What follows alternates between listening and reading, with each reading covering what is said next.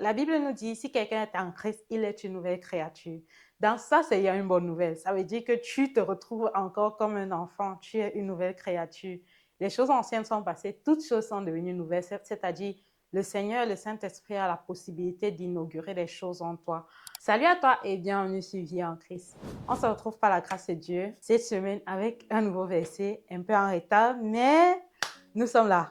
Et le verset de cette semaine se trouve dans Proverbe au chapitre 22, le verset 6. Et là, il est écrit, « Instruis l'enfant selon la voie qu'il doit suivre, et quand il sera vieux, il ne s'en détournera pas. » Ça, c'est un verset que plusieurs personnes connaissent et tout, on utilise et tout. Et regardons un peu ensemble ce que ce verset veut dire. Déjà, de prime abord, j'ai un peu regardé quelle est la racine du mot instruit qui est utilisé ici. C'est le mot shanak en hébreu, qui apparaît 1, 2, 3, 4, qui apparaît 5 fois seulement. Ça apparaît seulement 5 fois dans la Bible et dans deux contextes. Le premier contexte, c'est la dédicace de la maison de l'Éternel. Ça apparaît dans Deutéronome 2 fois, dans Deutéronome 20, le verset 5, 2 fois, dans un roi, dans 2 chroniques et dans Proverbes, c'est tout. Les 3 autres passages, ça parle de la dédicace de la maison de l'Éternel.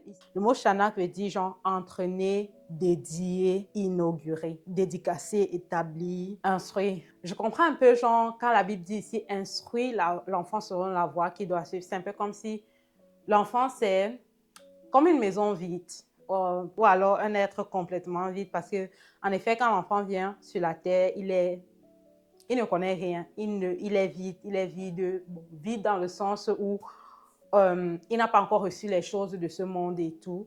Et c'est un peu comme si la Bible nous dit inaugure cet enfant selon la voie qu'il doit suivre. Lorsqu'on veut inaugurer quelque chose, c'est pour une utilisation bien précise. Et lorsqu'on inaugure quelque chose, c'est pour que cette chose continue à servir pour cette chose. Par exemple, lorsqu'on a fait l'inauguration de ICC, la Cité Royale, c'était un culte parce que c'est un endroit de culte où on voudrait que la présence de Dieu puisse demeurer en fait. Donc, c'est un peu comme si la Bible dit, on doit déjà mettre en l'enfant ce qu'on veut qu'il fasse dans sa vie. Donc, instruire l'enfant, on doit dédicacer l'enfant selon la voie qu'il doit suivre pour que lorsqu'il soit vieux, il ne s'en détourne pas. Quelqu'un peut se dire, OK, si mes parents ne m'ont pas instruit selon la voie du Seigneur, est-ce que ça veut dire que lorsque je serai vieux, je vais rentrer sur la voie sur laquelle mes parents m'ont de toute façon instruit? Et là vient la partie du merveilleux Saint-Esprit. Le Saint-Esprit est celui qui nous instruit, il nous enseignera toutes choses, dit la parole de Dieu. La Bible nous dit, si quelqu'un est en Christ, il est une nouvelle créature. Dans ça, c'est une bonne nouvelle. Ça veut dire que tu te retrouves encore comme un enfant, tu es une nouvelle créature. Les choses anciennes sont passées, toutes choses sont devenues nouvelles, c'est-à-dire le Seigneur, le Saint-Esprit a la possibilité d'inaugurer des choses en toi. C'est déjà une assurance que même si nos parents n'étaient pas chrétiens et qu'ils nous ont donné une éducation qui n'était pas selon les valeurs chrétiennes, lorsque nous revenons au Seigneur, nous devenons une nouvelle créature et le Seigneur a la possibilité d'implanter des choses en nous pour que nous ne nous détournions pas de la voie qu'il a prévue pour nous. Comment est-ce que le Seigneur fait pour pouvoir mettre des choses en nous, pour pouvoir nous instruire? Au travers de la merveilleuse personne du Saint-Esprit, au travers des personnes qui sont autour de nous, des bien-aimés, de nos pasteurs, et des leaders spirituels. Si tu es chrétien, tu es leader spirituel, ne sous-estime pas l'impact que tu peux avoir dans la vie d'une personne. Cette parole au travers de laquelle cette personne peut être bâtie dans son homme intérieur afin de pouvoir plaire au Seigneur.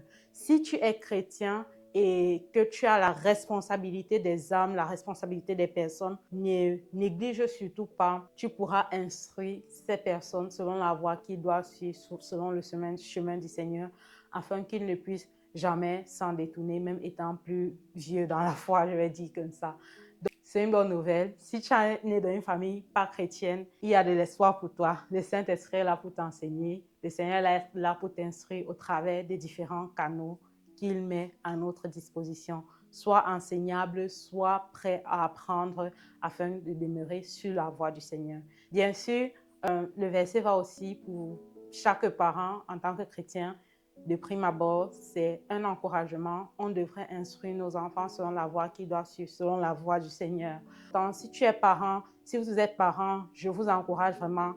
Être parent n'est pas une raison de lâcher la main de Dieu.